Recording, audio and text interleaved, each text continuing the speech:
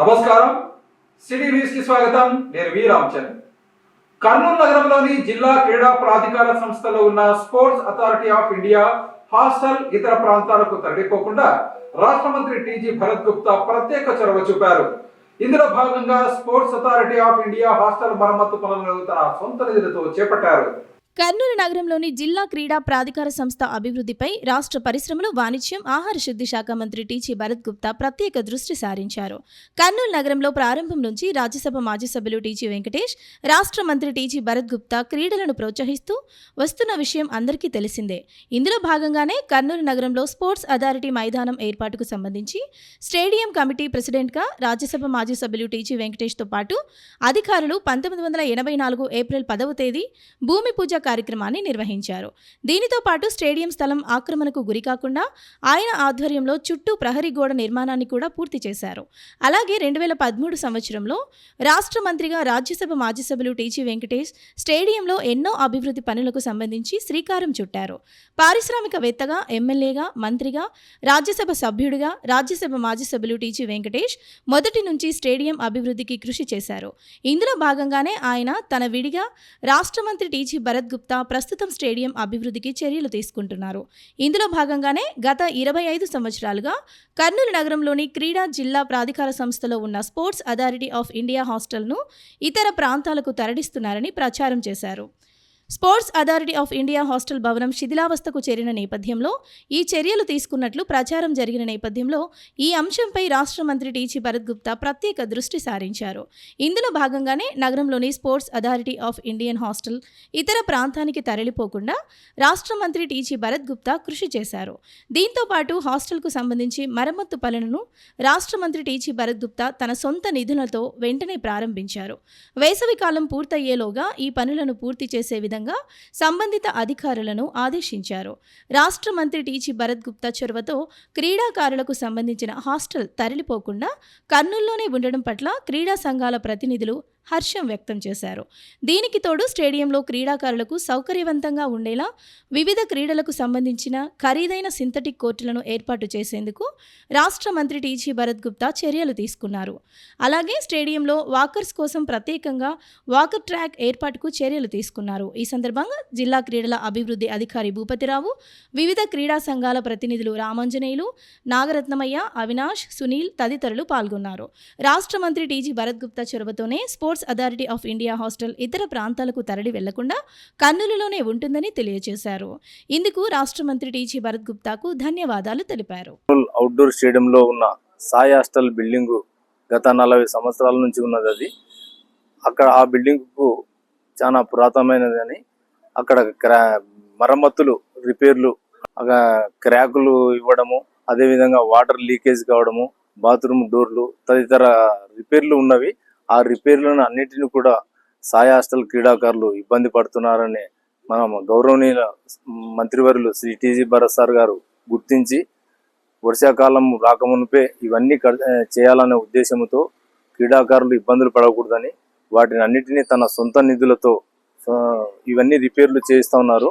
అదేవిధంగా మన స్టేడియంలో కూడా సింథటిక్ ట్రాకు, అదేవిధంగా వాలీబాల్ కోర్టులు, పికిల్ బాల్ కోర్టులు కోట్ల రూపాయలతో ఖర్చు పెట్టి చేయిస్తూ ఉన్నారు. మన కర్నూలు క్రీడాకారులు మంచి క్రీడాకారులుగా ఎదగాలని, కర్నూలులో ఉన్న కర్నూలు స్పోర్ట్స్ సిటీగా మార్చాలనే ఉద్దేశంతో టీజీ సార్ వాళ్ళ ఫ్యామిలీ స్పోర్ట్స్కు డెవలప్మెంట్కు బాగా ఎంకరేజ్ చేస్తూ మన రాష్ట్ర స్పోర్ట్స్ అథారిటీలో భాగంగా ఎంఓయూ తీసుకొని సెంట్రల్ గవర్నమెంట్ అంటే sports authority of India Bengaluru శాఖ ఇక్కడ స్పోర్ట్స్ అథారిటీ సెంటర్ ఒకటి ఏర్పాటు చేసింది, ఎస్టీసీని. ఈ స్పోర్ట్స్ టాలెంట్ ఉన్న వాళ్ళని అందరినీ కూడా తీసుకొని కొన్ని క్రీడాంశాలను తీసుకొని మొదటగా టైక్వాండో, హ్యాండ్బాల్, తర్వాత బాస్కెట్బాల్, తర్వాత ఫుట్బాల్, ఇటువంటి వాళ్ళకి డే బోర్డర్స్ మామూలుగా రెసిడెన్షియల్లో 2 తీసుకొని కొనసాగుతూ వచ్చేటివి. అయితే ఈ మధ్య కాలంలో ఊహించని విధంగా ఒక ఉన్న హాస్టల్ని షిఫ్ట్ చేస్తున్నారని వార్తలు రావడంతో అవి ప్రతి ఒక్కరూ దృష్టికి, అధికారుల దృష్టికి, ప్రజాప్రతినిధుల దృష్టికి పోయింది. వెంటనే మంత్రి టీజీ భరత్ స్పందించి ఇమ్మీడియట్గా తన సొంత నిధులతో దానికి వాటర్ లీకేజ్ కానీ, మరమ్మతులు చేయించడం కానీ, హాస్టల్లో ఉన్నటువంటి ఆ ఫెసిలిటీస్ కన్నా అంతకన్నా మంచిగా ఏర్పాటు చేసి కొనసాగించే విధంగా నేను చేస్తానని చెప్పటం, వెంటనే పనులు కూడా మరమ్మతుల కార్యక్రమాలని ఆధునీకరణ పనులు చేపట్టడం అనేది చాలా సంతోషం. క్రీడాకారులు తయారైనారు, వెళ్ళిపోయినారు కూడా. ఇప్పుడు భావి భారత పౌరులు మంచి క్రీడాకారులను తయారు చేయాలంటే రూట్ లెవెల్ అనేది ఇంక స్టార్ట్ చేయాలి. కాబట్టి రూట్ లెవెల్ ఇక్కడ నుంచి ఎప్పటి నుంచో ఉంది. మంత్రి గారి చొరవతో మరమ్మతులు జరుగుతున్నాయి. చాలా వందనాలు సార్కి. అదే విధంగా నోటిఫికేషన్ కూడా విషయంలో కూడా ఆయన చొరవ తీసుకొని క్రీడాకారుల భవిష్యత్తును ఆయన చేతి మీదే సరిదిద్దితే బాగుంటది అనుకుంటున్నాము. 1999లో ప్రారంభించినారు. ఈ స్పోర్ట్స్ హాస్టల్ 26 సంవత్సరాలుగా కర్నూలులో నడుస్తూ ఉంది. ఇటీవల బిల్డింగ్ బాగలేదని చెప్పేసి దాన్ని తరలించే క్రమంలో భాగంగా భరత్ గారు, టీజీ వెంకటేష్ గారు చొరవ తీసుకొని దీన్ని రిపేర్ చేయించి హాస్టల్ ఎక్కడికి పోకుండా ఇక్కడనే ఉండేలా ఏర్పాటు చేసినందుకు ఆయన కృతజ్ఞతలు. అసలు హాస్టల్ రావడానికి కారణం ఏంటంటే టీజీ వెంకటేష్ గారు ఒక ఫుట్బాల్ టీంని తయారు చేసినారు. ఆ ఫుట్బాల్ టీం తయారు చేసి ఆంధ్రప్రదేశ్కి సంబంధించిన ఫుట్బాల్ టీం అది కర్నూలులో పెట్టాలన్న ఉద్దేశంతో హాస్టల్ని తీసుకొని వచ్చినాడు. ఈ క్రమంలో ఇది ఇక్కడ నుండి పోకుండా ఉండడం కోసం చేసిన ప్రయత్నంలో భరత్ గారిని, టీజీ వెంకటేష్ గారిని మేము అభినందిస్తూ థ్యాంక్స్ చెప్తున్నాం. టీజీ వెంకటేష్ గారు ఈ హాస్టల్ని కట్టించడం జరిగింది ఒక 26 సంవత్సరాల కిందట. క్రీడాకారుల భవిష్యత్తును దృష్టిలో ఉంచుకొని అయితే ఇటీవల కాలంలో కొంత బిల్డింగ్ బాగలేదు, కొంత మరమ్మతులు చేయాలి, లేదంటే తిరుపతికి తరలిస్తున్నాం అనే నేపథ్యంలో మంత్రి గారు స్టేడియంలో జరిగిన ఒక సభలో మాకు మాట ఇవ్వడం జరిగింది. నేనున్నానప్ప, మీకు ఎలాంటి హాస్టల్ తరలిపోదు, నేను చూసుకుంటానని చెప్పి ముందుకు మాకు హామీ ఇవ్వడం జరిగింది. హామీ అనుగుణంగానే ఈరోజు మంత్రి గారు టీజీ భరత్ గారు మరి మరమ్మతుల కోసం తన సొంత నిధులతో ఇప్పటికే పనులు ప్రారంభించడం జరిగింది.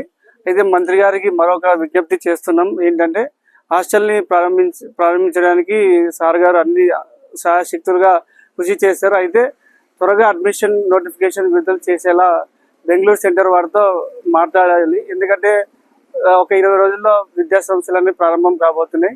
కాబట్టి మంత్రి గారు మళ్ళీ ఒకసారి ప్రత్యేక చొరవతో సాయి ఎస్టీసీ బెంగళూరు వాళ్ళతో మాట్లాడి అడ్మిషన్ నోటిఫికేషన్ విడుదల చేయాలని కోరుతున్నాం. భారత స్వాతంత్ర సమరంలో మన్యం వీరుడు అల్లూరి సీతారామరాజు చూపిన పోరాట స్ఫూర్తి అందరికీ ఆదర్శప్రాయమని జిల్లా special deputy collector Prasanna Lakshmi తెలిపారు. ఈ మేరకు నగరంలోని జిల్లా కలెక్టరేట్ కాన్ఫరెన్స్ హాల్లో జరిగిన అల్లూరి సీతారామరాజు వర్ధంతి కార్యక్రమంలో ఆమె పాల్గొన్నారు.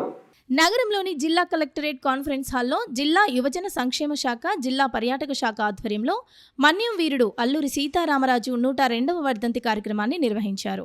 ఈ సందర్భంగా జరిగిన కార్యక్రమంలో జిల్లా స్పెషల్ డిప్యూటీ కలెక్టర్ ప్రసన్నలక్ష్మి, రాష్ట్ర Sagar corporation director LV Prasad, TSF రాష్ట్ర అధ్యక్షుడు చంద్రప్ప, గిరిజన యువజన సంఘం అధ్యక్షుడు యోగేష్ నాయక్, సెట్కూర్ సీఈఓ వేణుగోపాల్, జిల్లా పర్యాటక శాఖ అధికారి లక్ష్మీనారాయణ, రాష్ట్ర సాగర్ కార్పొరేషన్ డైరెక్టర్ ప్రసాద్ తదితరులు పాల్గొన్నారు. ఈ సందర్భంగా అల్లూరి సీతారామరాజు చిత్రపటానికి పూలమాలలు వేసి నివాళులర్పించారు. అనంతరం జరిగిన సమావేశంలో జిల్లా స్పెషల్ డిప్యూటీ కలెక్టర్ ప్రసన్నలక్ష్మి మాట్లాడుతూ మన్యం వీరుడు అల్లూరి సీతారామరాజు త్యాగ స్ఫూర్తి భావితరాలకు ఆదర్శప్రాయమని తెలిపారు. భారత స్వాతంత్ర ఉద్యమ చరిత్రలో అల్లూరి సీతారామరాజు తనదైన పోరాట స్ఫూర్తితో చెరగని ముద్ర వేశారని వెల్లడించారు. గిరిజనులపై బ్రిటిష్ పాలకులు సాగించిన దమనకాండము ఎదుర్కొంటూ వారి హక్కుల కోసం అల్లూరి సీతారామరాజు చేసిన పోరాటం నేటికి ఆదర్శప్రాయమని తెలియజేశారు. భారత స్వాతంత్ర పోరాట చరిత్రలో అల్లూరి సీతారామరాజు చరిత్ర అద్వితీయమైనదని చెప్పారు. బ్రిటిష్ పాలకుల అరాచకాలను ఎదుర్కొంటూ పోరాటం చేసిన అల్లూరి సీతారామరాజు చివరకు ప్రాణత్యాగం చేసి ఒక యోధుడిగా చరిత్రలో మిగిలిపోయారని చెప్పారు. ఈ గిరిజన ప్రాంతాల్లో ఉన్నటువంటి ప్రజలకు అక్షరాస్యత లేకపోవడము, అమాయకత్వము, ఇటువంటి కారణాల చేత వాళ్ళని ఎక్కువగా ఇబ్బందులకు గురి చేస్తూ ఆ యొక్క స్త్రీల యొక్క మానాలకు అవమానం చేస్తూ ఈ విధంగా ఎన్నో ఇబ్బందులకు గురి చేశారు. వాళ్ళ శ్రమను దోపిడీ చేసుకుంటా ఆ విధంగా చాలా అన్యాయం చేశారు. ఆ పరిస్థితుల్లో ఈయన అల్లూరి సీతారామరాజు గారు ప్రత్యేకమైన యుద్ధ పద్ధతులు, గెరిల్లా యుద్ధ పద్ధతులని రకరకాలమైన బ్రిటిష్ వాళ్లకు ఎదిరించే విధంగా ఆయన ధైర్యంగా పోరాడినాడు. అదేవిధంగా ఆయన స్వాతంత్రం కోసము, గిరిజన హక్కుల కోసము బ్రిటిష్ వారితో ఎంతో సాహసంగా చిన్న వయసులోనే ఆయన అన్నీ వదులుకొని తన ప్రాణాలను త్యాగం చేశారు. కాబట్టి ఆయన యొక్క త్యాగాన్ని మనం ఎప్పటికీ గుర్తుపెట్టుకోవాలి. ఆయన ధైర్యంగా నిలబడడం మనము అందరం కూడా ఆదర్శంగా తీసుకోవాలి. న్యాయం కోసం పోరాడాలి. మనం మన యొక్క ధర్మాన్ని కానీ మన వృత్తులను కానీ నిజాయితీగా నిర్వహిస్తూ సమాజం యొక్క హితవు కోసం పోరాడాలి అని నేను ఆయన అడుగుజాడల్లో నడవాలని మనస్ఫూర్తిగా మనందరినీ కోరుకుంటూ ఈ యొక్క సదవకాశం ఇచ్చినందుకు పెద్దలందరికీ కూడా నేను కృతజ్ఞతలు తెలుపుకుంటున్నాను. ఆ విధంగానే అల్లూరి సీతారామరాజు గారికి ఘనంగా మనం ఈరోజు నివాళులు అర్పిద్దాము. ఇతరులకు సహాయం చేయటం వల్ల వచ్చే సంతృప్తి వెలకట్టలేదని senior gastroenterologist doctor Shankar Sharma అన్నారు. ఈ మేరకు కర్నూలు సమయంలోని దామోదరం సంజీవయ్య బాల సదనంకు ఆయన వాటర్ ట్యాంకు విరాళంగా అందజేశారు. కర్నూలు సమీపంలోని దామోదరం సంజీవయ్య బాల సదనంకు senior gastroenterologist doctor Shankar Sharma water tank విరాళంగా ఇచ్చారు. ఈ సందర్భంగా ఆయన మాట్లాడుతూ బాల సదనంలో నివాసం ఉంటున్న చిన్నారులకు తన వంతు సహాయం ఎల్లప్పుడూ ఉంటుందని తెలిపారు. తల్లిదండ్రులు లేని పిల్లలకు బాధ్యతను ప్రభుత్వంతో పాటు సమాజంలో ఉండే విద్యావంతులు, ఉద్యోగులు సైతం సహాయం చేయాలని సూచించారు. మంచిగా చదువుకొని ఉన్నత స్థాయిలో ఉండాలని చిన్నారులకు తెలియజేశారు. చదువుతో పాటు పరిసరాలను శుభ్రంగా ఉంచుకుని ఆరోగ్యంగా ఉండాలని చెప్పారు. పిల్లలకు మంచి పౌష్టికాహారం ఇచ్చి ఆరోగ్యంపై దృష్టి పెట్టాలని అధికారులకు వివరించారు. ఈ కార్యక్రమంలో బాలసదనం ఇన్ఛార్జ్ విజయ, యోగా శిక్షకురాలు శ్వేత, ఉమాదేవి, సుమలత తదితరులు పాల్గొన్నారు. ఇక్కడ స్థానిక పెద్దపాడు గ్రామం నందు ఉండే దామోదర సంజీవయ్య బాల సదనానికి వచ్చి ఇక్కడ ఈ నిర్వాహకులు విజయ గారు మరియు వాళ్ళ సూపరింటెండెంట్ గారు నిర్వహణలో జరపబడే ఇక్కడ ఆర్ఓ ప్లాంట్కు సంబంధించి వాటర్ స్టోర్ చేసుకునే ట్యాంకు అవసరం ఉంది అని వాళ్ళు రిక్వెస్ట్ చేసినప్పుడు నా శక్తి కొద్దీ నేను సహాయం చేస్తానని ముందుకొచ్చి ఈ స్టీల్ ట్యాంకు వీళ్ళకి డొనేట్ చేయడం జరిగింది. ఇక్కడ ఈ 5 సంవత్సరాలు దాటిన 6వ సంవత్సరం నుంచి 18వ సంవత్సరం వయసు వరకు ఉండే ఆడపిల్లలు మాత్రం ఉంచబడతారు. ఇక్కడ కర్నూలు జిల్లాలో పెద్దపాడులో ఒకటి, పత్తికొండలో ఒకటి ఇటువంటి బాల సదనాలు ఉన్నాయి. గవర్నమెంట్ వారు నిర్వహిస్తున్నారు. పక్కనే ఒక గవర్నమెంట్ స్కూల్ ఉంది, అక్కడికి వెళ్తారు పిల్లలు. మోస్ట్ ఆఫ్ ది చిల్డ్రన్ ఇక్కడ ఆర్ఫన్స్ ఉన్నారు. అంటే తల్లి తండ్రి లేకుండా వాళ్ళను ఈ పుట్టినప్పుడే ఎక్కడనో పొదల్లోనో, బస్టాండ్లలో, రైల్వే స్టేషన్లలో వదిలేసిపోయింటారు ఆ పిల్లలను. వాళ్ళు గవర్నమెంట్లో వాళ్ళు తీసుకొని ఐసిడిఎస్ వాళ్ళు వాళ్ళ నిర్వహణలో 6 సంవత్సరాల వరకు ఉంచుకొని 6 సంవత్సరాల తర్వాత వీళ్ళకి అప్పగించడం జరుగుతుంది. సెమీ ఆర్ఫన్స్ అంటే తల్లినో తండ్రినో కోల్పోయి సింగిల్ మదరో సింగిల్ ఫాదరో ఉండి ఒక రకమైన నిర్లక్ష్యానికి, వివక్షకు గురయ్యే పిల్లలు కూడా ఇక్కడికి వచ్చి చేరుస్తుంటారు. అలానే కాకుండా బిలో పావర్టీ లైన్, అత్యంత నిరుపేదలు పిల్లలు కూడా ఇక్కడ ఉంచుతారు. వాళ్ళు కూడా ఉంచుతారు. 6 ఏళ్ల మొదలు నుంచి 18 ఏళ్ల వరకు అమ్మాయిలు ఇక్కడ ఉంచడం జరుగుతుంది. వాళ్ళ ఆలన పాలన వీళ్ళు చాలా ఓపికగా చూసుకుంటున్నారు. చూస్తే పిల్లలు న్యూట్రిషనల్గా బాగానే ఉన్నారు. అనీమియా కూడా ఎవరికి లేదు. హెల్తీగా ఉన్నారు పిల్లలు, యాక్టివ్గా, అలర్ట్గా, డైనమిక్గా ఉన్నారు. కానీ ఇటువంటి వారి బాధ్యత ఒక సమాజంలో కేవలం గవర్నమెంటే కాదు, అందరి మీద ఆధారపడి ఉంది. అంటే సమాజంలో కొద్దో గొప్ప చదువుకున్న వాళ్ళు, ఉద్యోగస్తులు, వ్యాపారస్తులు, డాక్టర్లు, ఇంజనీర్లు, లాయర్లు, ప్రతి ఒక్క వృత్తిలో ఉండేవాళ్ళు కూడా ఒక్కోసారి ఇటువంటి గవర్నమెంట్ ఫెసిలిటీని విజిట్ చేసి ఇతోధికంగా వాళ్ళ శక్తి కొద్దీ ఎంతో కొంత ఇవ్వడం వలన, అలా అని ఆర్ఫన్స్ని ఎంకరేజ్ చేయమని కాదు, అది వాళ్ళ కర్మ కొద్దీ విధిరాత వల్ల వాళ్ళ ఆర్ఫన్స్ అయినారు.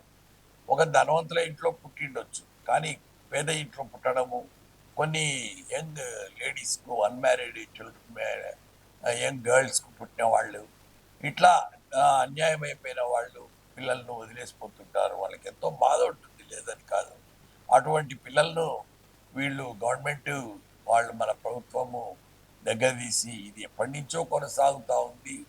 ఈ మానవ సమాజాల్లో ప్రతి ఒక్కరు ఒకరికొకరు ఐకమత్యంగా ఉంటూ సహాయం చేయాల్సిన బాధ్యత ప్రతి ఒక్కరికి ఉంది అని నేను చెప్పడం జరుగుతూ ఉంది. నా శక్తి కొద్దీ నేను చేయాలని వీళ్లకు డిసైడ్ చేసుకున్నాను. ఆ నేపథ్యంలోనే ఇప్పుడు జరగబోయే ఈ సంక్షేమ కార్యక్రమాలు మరిన్ని విస్తృతంగా చేస్తూ, ఇంకొకటి ఏమంటే ఎవరి దగ్గర నుంచైనా తీసుకున్నప్పటికన్నా కానీ ఎవరికైనా సహాయం చేసినప్పుడు ఇస్తున్నప్పుడే ఎక్కువ ఆనందం ఉంటుంది.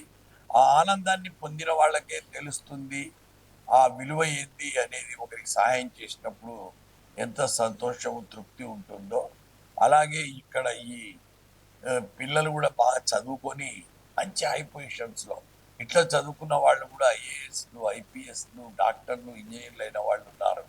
వాళ్ళు కష్టపడిది శ్రద్ధయా వర్ధతే విద్య అంటే శ్రమకు తగిన ఫలితం లభిస్తుంది.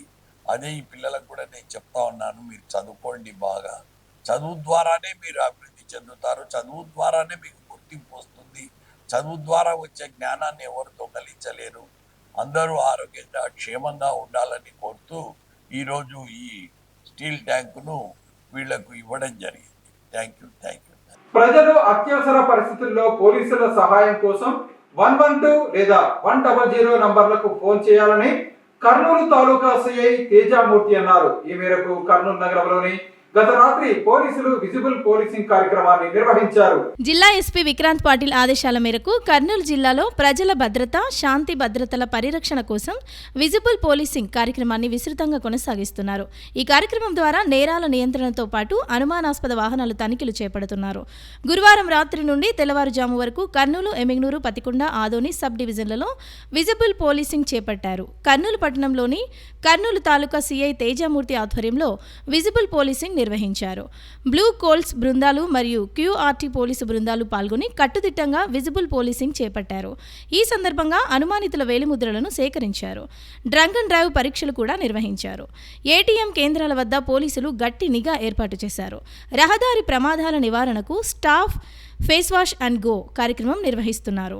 ప్రజలు పోలీసులకు సహకరించాలని విజ్ఞప్తి చేశారు. ఎక్కడైనా అనుమానాస్పద ఘటనలు గమనించిన వెంటనే పోలీసులకు సమాచారం ఇవ్వాలని సూచించారు.